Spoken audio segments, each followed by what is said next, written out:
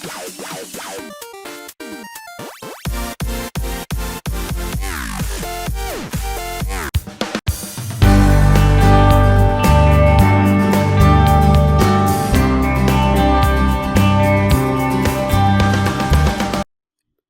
YouTube chess lovers and my friends, this is Gunjan here. Welcome to the 29th episode of my chess trap series. This is a special episode guys, as I'm so excited to reveal one of my own invented trap against London system from black perspective. There are two great things about this trap. Number one, if you check the online database, there is not a single FIDE game played with this line. Yup, you heard it right, not a single game. So that means you can literally use this as a great surprise weapon in the tournament practice. Number two, let's say even though your opponent doesn't fall for the trap, guess what? You still get a decent and attacking position on white king side with all the winning chances. Now, just before we start, I like to thank Lead Defense team of Lee Chess for showing me the idea and the pattern to create this wonderful trap. The London opening arises after the following move order: d4, d6, and here white can start either with the move bishop to f4, considered as accelerated London system, or the traditional move knight to f3, which leads to the normal London system. Well, apart from this, if your opponent continues with e4 or c4, then I'm going to recommend you play the move c6, queen c7, and if you remember, I have created a whole video on this line, namely Universal Chess Opening against d4. So if you haven't checked it out, I insist you to check that video, which give you a very good replica against the move d4. Okay, let's start with the normal London system move, starting with knight to f3. Afterwards, you can choose either the move c6 or bishop to g4. In this game, black choose c6, our universal chess opening move order, and after bishop to f4, black continue with bishop to g4. So you can see the big idea is, if black wants, he can capture the knight on f3, double the white pawn, which in many endgames consider to be a great advantages for the black side. So accordingly, white is not going to allow this. So the move frequently happen here is e3.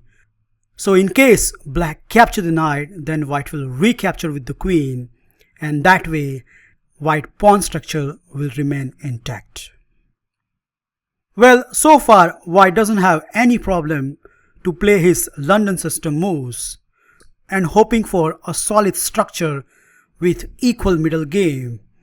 But not many London players are ready to face this move. BAM! This is the point where GJ trap against London system comes into the picture. Well, at first sight, this looks like completely stupid, right? Because what's the point of sacrificing this pawn? And can't white just easily grab this pawn? Well, yep, he can do that, except the game is finished right there, as white has straight away fallen into GJ chess trap territory. After this move, black is instantly winning, and I hope you did see this continuation.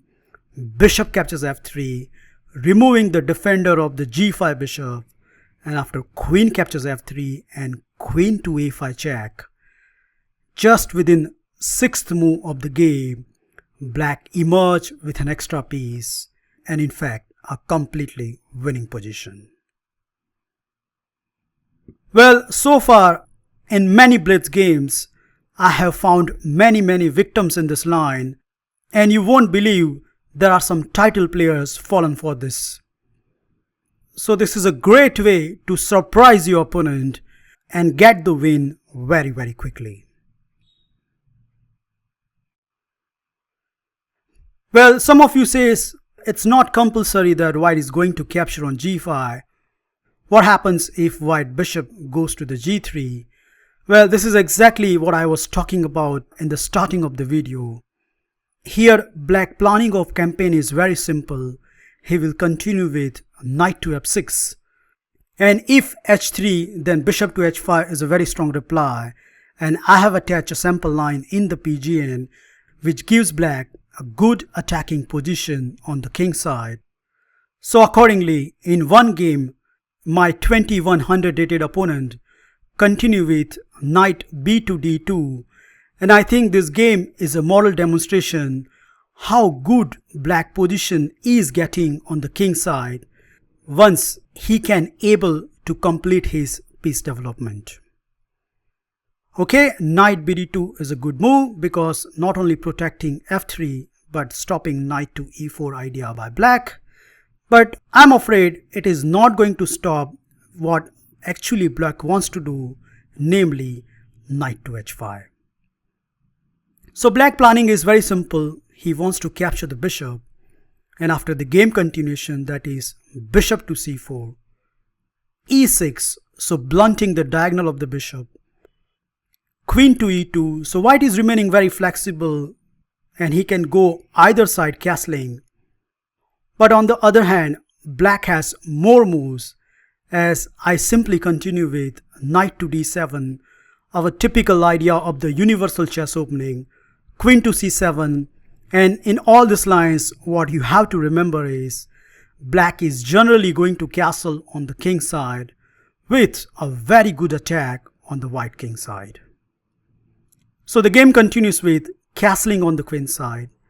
I played knight captures g3, and after pawn captures g3, I decided to take the initiative immediately with d5, attacking the bishop, bishop to d3, and now the star move of the game, f5, restricting white to play e4, and look at that pin which is so deadly, and it will take a hell lot of time for white to remove those major pieces from that diagonal.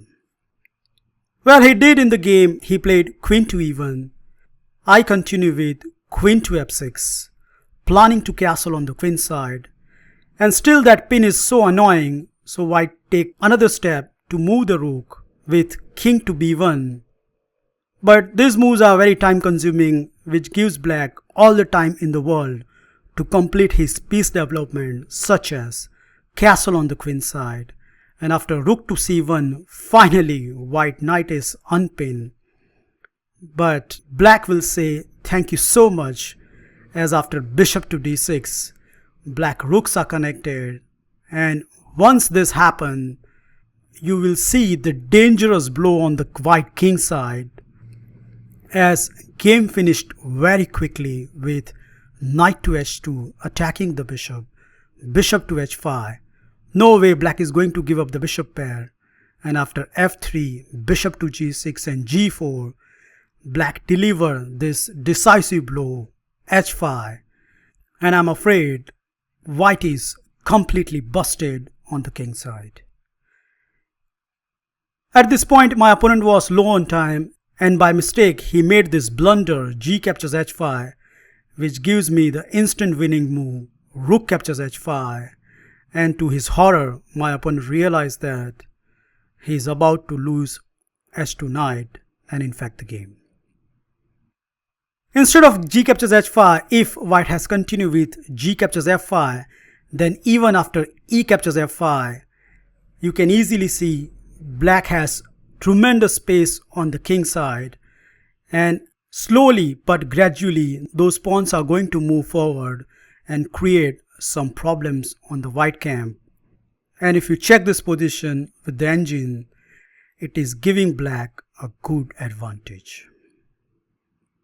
So that's the way you should play if your opponent doesn't fall for the trap. Well, the same trappy business can be applied if your opponent opts for the accelerated London system move order, that is bishop to f4, and after c6, If here white continue with knight to f3, then obviously we are going to play bishop to g4 and transposing the line which we have seen earlier. But proper accelerated London move order is e3. Afterwards, can you guess black's next reply? Yup, it's very obvious, g5. And if your opponent is foolish enough to capture this pawn, then after queen to e5 check, that poor bishop is a goner.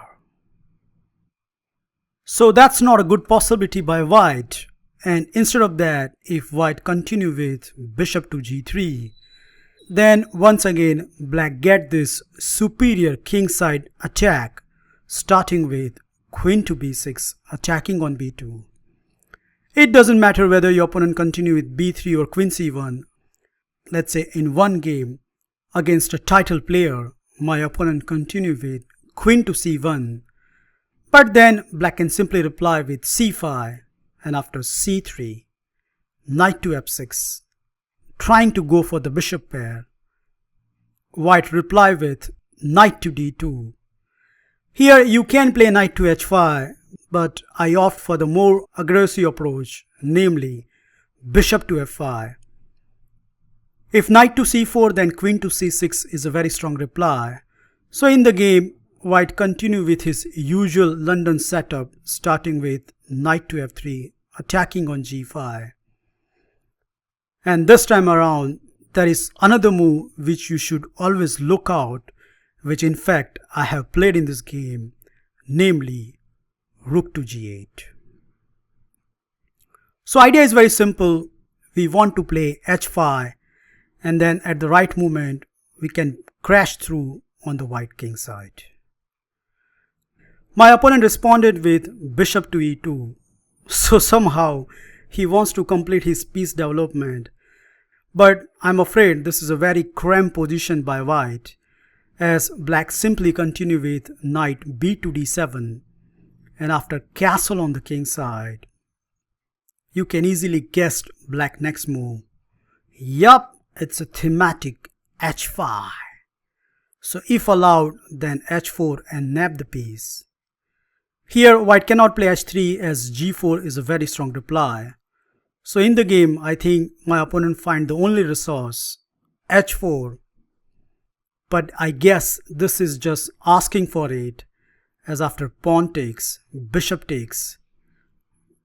Not only this open up the g file for the rook, but after bishop to h6, black has an option either to castle on the queen side, or in some lines, he can keep his king safe on the f8 and concentrate on the kingside attack. All in all, I would say these positions are fun to play as a black, and it is only white who is surviving for not to lose the full point.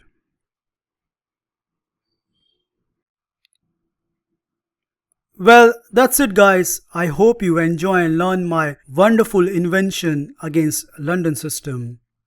You definitely want to try out in one of your own game.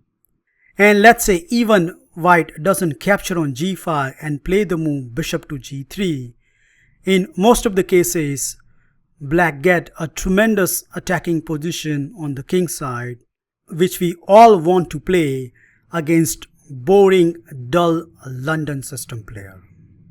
Thank you for watching this video. Feel free to like, subscribe and comment on this, and I'll meet you in my next episode very soon. Bye and take care.